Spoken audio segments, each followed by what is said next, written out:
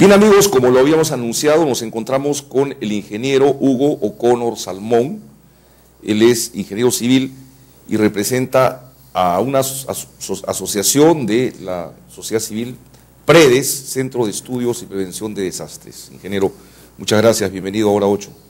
Muy bien, agradezco la oportunidad de esta entrevista y estoy dispuesto a sus preguntas. Muchísimas gracias. Bueno, nos están escuchando en todo el Perú, especialmente tenemos una cobertura muy importante en el sur, que es una zona en la que particularmente con mucha frecuencia ocurren pues desastres naturales, que muchas veces sus consecuencias pueden paliarse en la medida en que haya prevención, cosa a la que los peruanos no estamos muy acostumbrados. Permítame ese comentario. ¿Por qué suceden los desastres en nuestro país con tanta frecuencia? ¿Por qué están aumentando tanto en el Perú? Mire, el tema de los desastres lamentablemente no está siendo bien manejado en general por la sociedad y en particular por los medios de comunicación. Se insiste en considerar que un desastre es un terremoto, una inundación. Es decir, se confunde lo que es el evento natural que se viene produciendo durante miles de años de lo que es el desastre propiamente dicho, que ya involucra qué es lo que estamos haciendo, dónde nos estamos ubicando, de qué manera estamos nosotros realizando actividades que nos exponen a estos eventos naturales que de todas maneras van a suceder. Por ejemplo, digamos un sismo, ¿no? Sabemos que Lima está a la espera de un sismo y el asunto no es solamente los preparativos, sino en qué medida nuestro comportamiento como ciudadanos está creando más problemas, es decir, nos está incrementando nuestras vulnerabilidades, ¿no?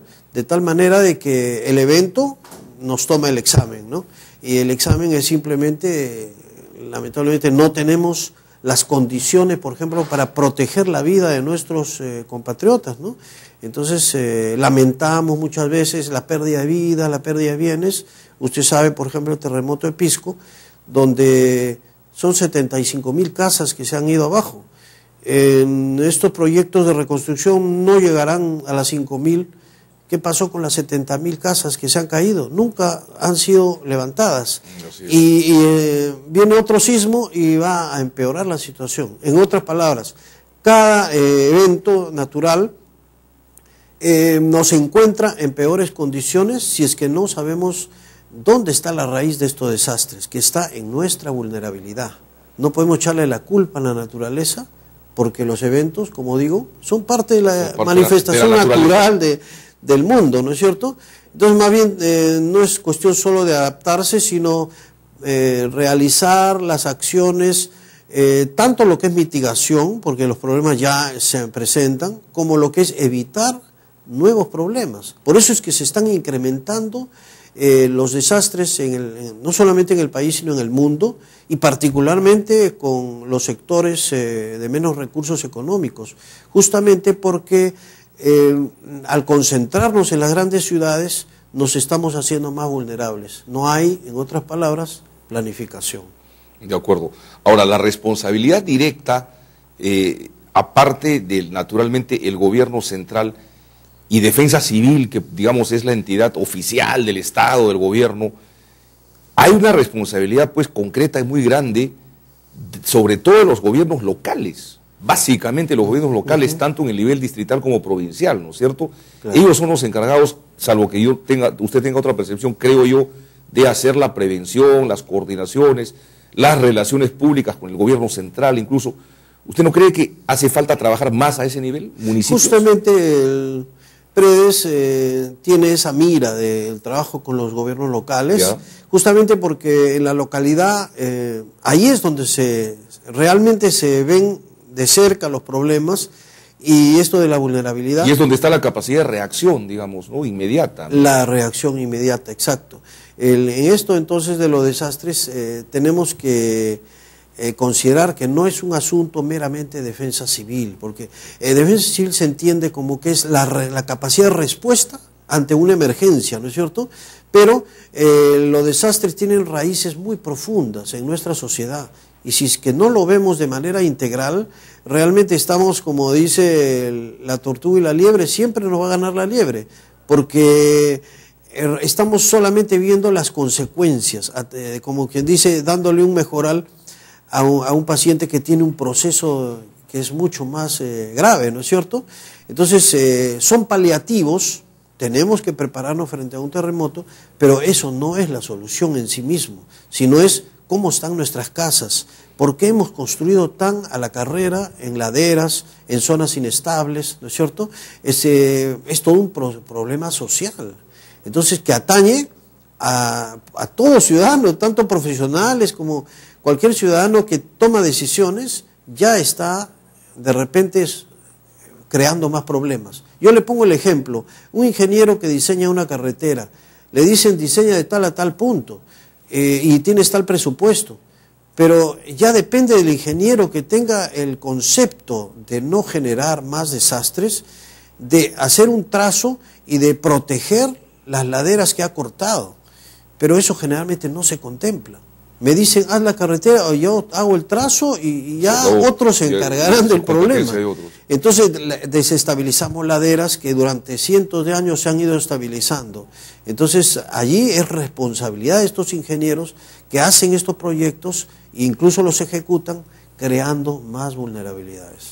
¿Cuál es la labor, que realiza PREDES específicamente, la labor institucional que ustedes realizan? ¿Cómo trabajan? ¿Con quiénes trabajan? Mire, nosotros ¿qué tipo de eventos realizan? Generamos proyectos a partir de un examen de la problemática de determinadas zonas del país. Por ejemplo, en el caso concreto de Pisco, la zona de Ica, ¿no es cierto?, Cañete.